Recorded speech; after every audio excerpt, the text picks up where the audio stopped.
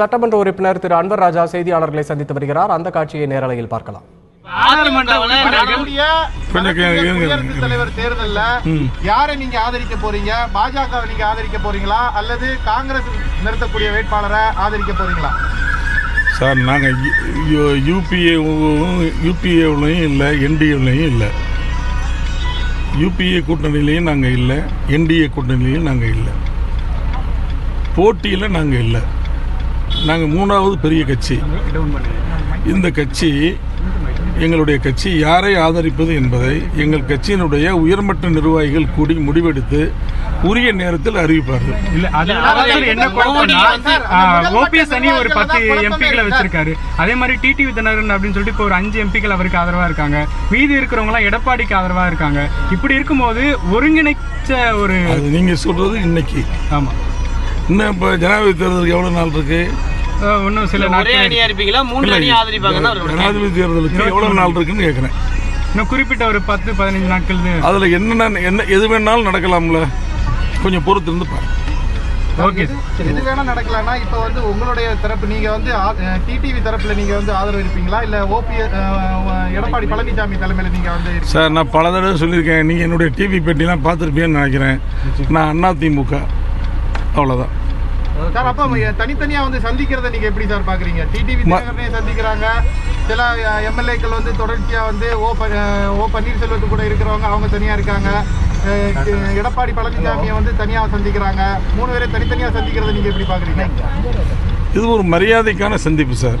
இப்போ டிடிவி தினகரன் நான் பார்த்துருக்கிறது ஒரு மரியாதைக்கான சந்திப்பு. இதே மாதிரி இயக்கத்துக்கு இது போன்ற 3 பேரை தனித்தனியா சந்திக்கிறது ஒரு ஆரோக்கியமா இருக்கும்னு நினைக்கிறீங்களா? 3 பேரை தனித்தனியா சந்திக்கலையே நீங்க. அவர் கேட்கிற கேள்விக்கு நான் பதில் சொல்லிக்கிறேன். அதிமுக சட்டமன்ற உறுப்பினர் ஸ்டாலினை சந்தித்தால் அது தப்பு. அதிமுக சட்டமன்ற உறுப்பினர் அதிமுக தலைவர்களை சந்திப்பதில் எந்த தவறும் இல்லை. கட்சியை விட்டு ஒதுக்கப்பட்டவர் தானே டிடிவி தினகரன். யாரு சொன்னது? ஜெயக்குமார் அப்படி சொல்லியிருக்காரு. அப்போ பரவாயில்லைங்களா? என்ன பரவாயில்லைங்களா? இல்ல ஒதுக்கப்பட்டவரை சந்திக்கலாமான்னு கேட்கிறேன். இல்ல ஜெயக்குமார் சொல்ற கருத்துக்கு உங்களுடைய கருத்து என்ன? ஜெயக்குமார் சொன்ன கருத்து அவருடைய சொந்த கருத்து இல்லை. அது அமைச்சர்கள் கூடி எடுத்த கருத்து முடிவு. ஆமா, அது ஆட்சிக்கான முடிவு. நாங்கள் டிடிவி தினகரனை சந்திக்கின்ற எங்களுக்கு கட்சிக்காக நாங்கள் சந்திக்கிறோம். ஆட்சி வேற கட்சி வேற சார். இப்போ அப்படித்தானே இருக்கு. என்ன பிளவு? எந்த பிளவும் இல்லை. ஆட்சி தனியா நடக்குது, கட்சி தனியா நடக்குதுங்கிறப்பமே புரட்சி தலைவர் எம்ஜிஆர் கேட்கிற கேள்வி ஒரு கேள்வி கேளுங்க, கரெக்டா பதில் சொல்றேன். கரெக்டா இருங்க தம்பி, அவர் கேட்டிருக்காருல, அதுக்கு நான் பதில் சொல்லிக்கிறேன். அப்புறம் சந்தேகம் தான் நீங்க கேளுங்க. பொதுச் செயலாளர் பதவியும் முதலமைச்சர் பதவியும் அம்மா அவர்களிடம் இருந்தது. அப்போ ஆட்சியும் கட்சியும் ஒன்றாக இருந்தது. புரட்சி தலைவர் எம்ஜிஆர் அவருடைய காலத்தில் பொதுச் செயலாளராகவும் முதலமைச்சராகவும் அவரும் இருந்திருக்கிறார். அவர் முதலமைச்சராக இருக்கிற போது பொதுச் செயலாளராக பல பேர் இருந்திருக்கிறார்கள். நாவலர் பொதுச் செயலாளராக இருந்திருக்கிறார்.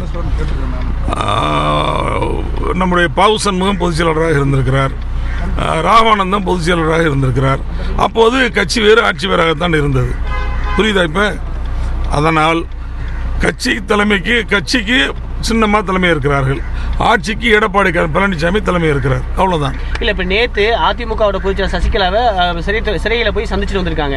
அங்க குடியரசுத் தலைவர் தேர்தல் குறித்து விவாதிச்சாங்களா? அங்க என்ன விவாதிக்கிறாங்க? அது நீங்க அவங்கள தானே சார் கேட்கணும். வாதிச்சவங்க தான் கேட்கணும். கலந்து பேசினாங்களா? இப்போ இல்ல அதெல்லாம் ஒண்ணும் இல்ல சார். அதெல்லாம் பேசல. இன்று மாலை நடக்கக்கூடிய இஃப்தார் நோன்புல டிடிவி தினகரன் பங்கேற்கிறா இல்லையா சார்? ஏன் அதிகரிக்கிறதுக்கு என்ன? இல்ல, இஃப்தார் நோன்பு முடிந்ததுக்கு பின்னால தானே சார் நீ அதை பத்தி கேட்கணும். இன்று மாலை நடக்க போகுது, காலையில அழைப்பு இருக்கா இல்லையா? அது அவர்கிட்ட தானே சார் கேட்கணும். என்னட்ட கேட்டு என்ன சார்? சிறுபான்மை பிரிவு இருக்கீங்களா நீங்க தானே?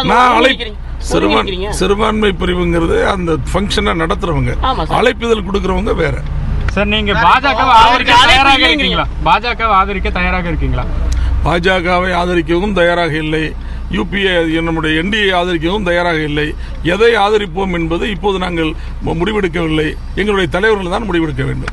யார் ஆதரித்தாலும் நீங்க வாக்களிக்க தயாரா இருக்கீங்க? எங்களுடைய கட்சியின் தலைமை சேர்ந்து எடுக்கின்ற முடிவு எதுவோ அதன்படி நாங்கள் வாக்களிப்போம். ஏன்னா நீங்க தான் டெல்லி பின்னணியில் தான் ஓபிஎஸ் செயல்படுறான்னு சொல்லியிருந்தீங்க. அப்படி இருக்கும்போது பிஜேபிக்கு ஆதரவு கேட்டாலும் அது உங்களுடைய நிலைப்பாடு என்னவா இருக்கும்? என்ன சார் கேள்வி இது? நான் தான் தெளிவா சொல்றேன் பதில். சார் உங்களுக்கு இதை விட தெளிவா யாராவது பதில் சொல்லுவாங்களா? ஒரே ஒரு கேள்வி. கேளுங்க. இப்போ டிடிவி தினகரன் வந்து கட்சியை நடத்துறாரு, எடப்பாடி பழனிசாமி ஆட்சியை வழி நடத்துறாரு. இப்படி இருக்கும்போது இருவரை சந்திக்காம முரணா இருக்கிறது நீங்க எப்படி பாக்குறீங்க? இருவரை சந்திச்சுக்கலையே, அது குறித்து ரெண்டு பேருமே பேசிக்காத இருக்கிறது எப்படி பாக்குறீங்க? சந்திப்பார்கள். எப்போ சார் சந்திப்பு எப்போ இருக்கும்னு எதிர்பார்க்கலாமா? நாளைக்கு என்ன நடக்கும்னு எப்படி சார் சொல்ல முடியும்? நாளைக்கு என்ன நடக்குங்கிறத அறியக்கூடியவன் ஆண்டவன் இறைவன் ஒருத்தன் தான், வேற யாருக்கும் தெரியாது. சரி, இப்போ அந்த குடியரசுத் தலைவர் தேர்தலில் முடிவு எடுக்கிறதுக்கூடிய அதிகாரம் யார் இருக்கு? சிஎம் கிட்டயா எடப்பாடியா? இவர் நம்ம டிடிவி யாருடையும் இல்ல, கட்சியினுடைய தலைமையில் இருக்கிறது. Thank you sir. Thank you sir. Thank you sir. Thank you. Yes S.